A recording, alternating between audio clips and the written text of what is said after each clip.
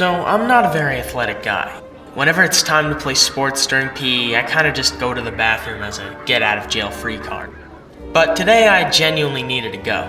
That's important, remember that. So I asked the teacher, he lets me go. I walk to the stall and I kind of feel this unease, like something bad is about to happen. I kind of just ignore it, I sit down, I'm doing my business, and then this sound starts violating my ears. There's a kid next to me. I think I recognize his shoes, so I hope I don't see him again. And he starts doing this moist, plopping, clapping noise. And it's not a one-time thing. It keeps getting faster and faster, and then he starts breathing really heavily. And he pairs that with that moist noise, and it just keeps getting faster. And there's also this quiver in his breath. So I'm already really uncomfortable, but I'm also mid-shit, so I can't really get out of there. So I kind of just have to bear through it. And it gets worse too, because it just keeps getting louder. Like I'm sure the kids walking outside could also hear it, because the door was open. And eventually, it reaches this peak, climax, and he starts sobbing violently, as if his poke-nut clarity was just delayed until now.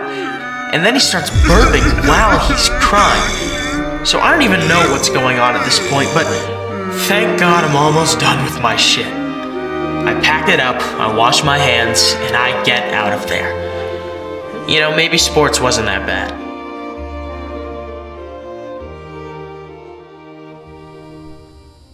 I think people are getting way too comfortable in their own skin, and that is not a good thing.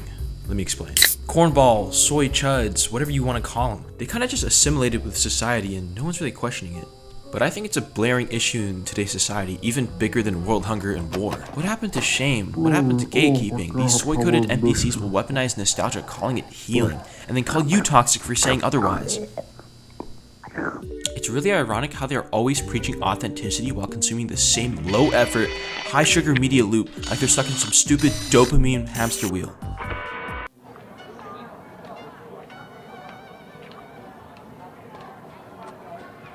Hey man, did you see that new Bluey episode? It really hit deep inside me. The way the characters attempted to convey the effects of depression and how they expressed almost human-like emotion. Oh wow. Oh, that was really good, man. Yeah, dude. It's kind of amazing how it just erodes your mind either. Like, sure, I've been held back for 6 consecutive years, but like, this show just made me heal and let all the pain disappear. Hey, we got a little Chikawa merch drop? Look at this. They have Chikawa as a rabbit?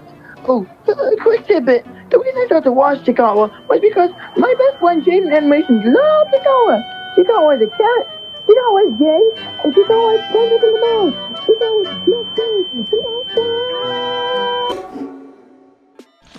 is First, we kind of need some insight on what cornball culture really is. What is a cornball? Most people just sum it up to being overly sincere or cringy in a sense. Someone who's excessively cheesy, awkwardly wholesome, or painfully try-hard in a way that lacks self-awareness. Refer to the goats on the screen, please. It could even be the opposite, where you act too cool or too cynical and base your personality off some shitty Playboy Cardi album. To sum it up, they're just nostalgia fiends who are emotionally honest, over the top, and really highlight that anti-perfection in the digital world that often perceives fake and filtered people. Well, doesn't that mean everyone's corny then? Yeah, in a way, everyone is corny now, but here's a catch. Cornball behavior becomes a problem when it's fake, formulaic, or forced. The difference lies in the intention and self-awareness. The reason why it feels like everyone is corny now is because this day and age of social media, people build brands, not personalities. Internet culture rewards curated aesthetic, not real complexities. Platforms favor repetition, not originality. So yeah, corniness is the default vibe now, especially among those trying to be relatable, healing, or unproblematic. Being corny doesn't make you fake though. Being fake makes you corny in the worst way. And the reason why people call it bad is because in a culture that glorifies irony, sarcasm, and detachment, especially online, corniness gets roasted because it looks uncool or naive. People use corny as a shorthand for try hard, lame, emotionally embarrassing, out of touch. That says more about us than the person being corny. We're often uncomfortable with people being fully open because it makes us reflect on how guarded we are. Being corny isn't all sunshine, rainbows, and lollipops. People become fixated on niches, overly innocent media like Bluey, Chikawa, FNF, etc., to the point where they center their identity around it. They talk about it non-stop, relate everything back to it, and expect others to also care, creating that exhausting one-note personality. They often struggle to read the room, dropping soft quotes, baby talk, or weird jokes in serious moments, which kills the vibe or creates secondhand embarrassment. Their constant emotional openness can feel forced or make others feel like they have to perform emotional validation back. They often prioritize softness so much that they avoid conflict entirely, even when it's necessary. Instead of being honest, they'll act cold or pouty, then post indirect, vague messages like, "Some people don't understand boundaries." Cornball behavior often grows into echo chambers online where people compete to be the most soft or wholesome or relatable. This leads to people copy-pasting entire personalities from TikTok, Pinterest, or Twitter, and bringing that flat, scripted persona into real life, where it doesn't translate. Instead of evolving or maturing, some cornballs cling to childhood nostalgia as a coping mechanism. They regress into baby talk, stuffed animals, or cartoon world logic and avoid the actual inner work of growing up. Now, I bet you're thinking that I sound super pretentious right now. Well, I'm not. And I'm right, and you're wrong. My opinion is obsolete. We love to stim over Chikawa. We love to stim over Bluey. We love to stim over Sonic. Yes, we do all these things. Why are we chopped? We are chopped. We are forever chopped.